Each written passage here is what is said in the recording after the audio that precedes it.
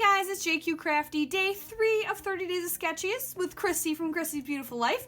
We are trucking along here. I've got one nice, just random photo of my son, so happy with a robot he got from his papa. I'm gonna scrapbook this. We're just gonna use a bunch of scraps that we have left from the field trip collection. And there's robots and stuff in that collection, so that's why we're gonna use that, I think. Use up some of those robots that I normally wouldn't use otherwise. So, let's get started. So I'm a huge liar, and I got all my field trip collection brought out, and I decided I didn't have the scraps that I wanted, but I had a ton of 12x12s left, and this ruler paper was begging to be cut up. So that's what I'm doing instead. Yeah, the ruler paper is going to get cut up, and I don't have a lot of robots, but I do have one pink one that I fussy cut from the pattern paper that comes in this collection, which is just like a million icons on it. I fussy cut every single one out, like bugs, guns, spaceships, I think there's telescopes, there's planets, books, all sorts of stuff. So I do have one robot, so I lied twice. I'm not using scraps, and there's only one robot, so there's not a ton of robots. But anywho. I decided to pull in though. I have used all the very nice, like more neutral, smaller pattern, light colored papers, except for one crazy polka dot paper, and I didn't quite want to use that one yet. I do have one full of this kind of ticket paper left too, but that one made for a good mat, right? So I pulled in a wood grain for my Simple Stories collection, and I still had a half circle of this specialty paper from the collection, and I was like, oh my gosh, this is gonna work perfect. It's gonna be very, very colorful, but that I love colors, so I'm gonna use that as the circle element, and the way it turns out, I love it. So I am just currently just trying to figure out like which rulers I want where, get them all done. I've been doing this a lot lately, and I kind of like it, so I try to figure out like how big my embellishment clusters need to be, and like where my mixed media needs to go, by creating like where my photo and all the layers that go with it first, and I kind of glue them all together. Another thing you can do is, like, if you have tons of layers underneath, you can staple the layers together and then slap your photo on, but that way you can move the whole thing as one.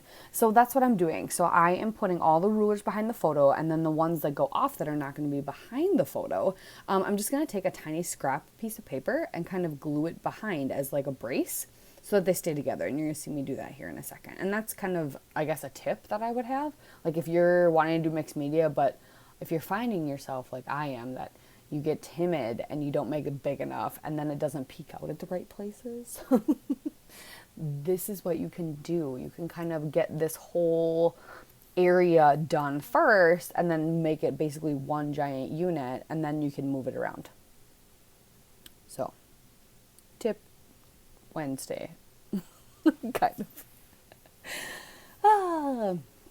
So that's what I'm doing. I'm creating this with all the strips and stuff. I'm not going to put the embellishments in yet because I haven't looked at that yet.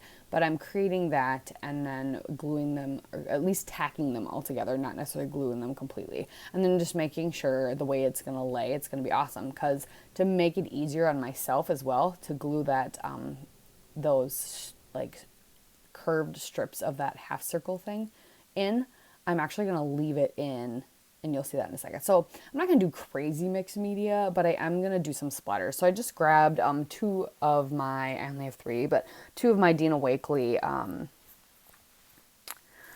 acrylic paint sprays. What are they? Yeah, they're sprays, and it's a paint. It's acrylic, I think. Either way, there's like Midnight and then the white. So I just kind of splattered around, and I liked that. It was something subtle, but I really liked the way it looked. And so what I'm doing now is I'm just gluing the sections, and then I can put them all down together and then tear them out of the background, the backing for that specialty paper. That way I don't have to try and piece them in. It's like, I don't know why I've never done this before. I've had 2 of this paper, and I've always like painstakingly put it down and tried to line it up when I could have just done this. It's like, it's perforated. It's like, what? It's genius, right? Duh. Other people have probably thought of it. So then now that is down, and now I can glue down my entire like photo and strip area. And oh, look at all the fun color. I love it. Turned out good. And he's so happy in that picture. So yeah, so now I'm just gonna start looking through stickers and ephemera, which there aren't a lot that I want to use because this collection definitely has a lot of big chunky pieces. And then I have a lot of space stuff left, which I do have some photos that I need to find of us actually going to a museum and looking at the space stuff and the new stuff that I could use. And there's a lot of dinosaur stuff left, and I have tons of dinosaur photos. I don't even know why I haven't got to them yet. Probably because I have just so many things to scrapbook. But so I kind of want to avoid using those because I know I'm going to use them. It's not that I'm like hoarding them, which I kind of am, but I know I'm going to use them. I don't have a lot of dinosaur themed other collections at all. So I want to make sure I save some of that for those for sure. And yeah, so we are going to pop up this little robot. I've got a book there. I have got one little journaling spot that goes up there. And then I'm going to find another smaller one to go down on the lower right by the title, just to kind of create those two little clusters.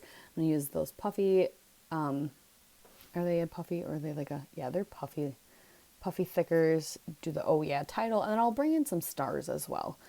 Then I will journal up on the upper left part, and yeah, that's it. So I'll let you finish watching me up or watching me do that. Make sure you check out everybody else who's playing along down below. Go check out the Facebook page if you are playing along. We'd love to see your version of the layout. Super fun.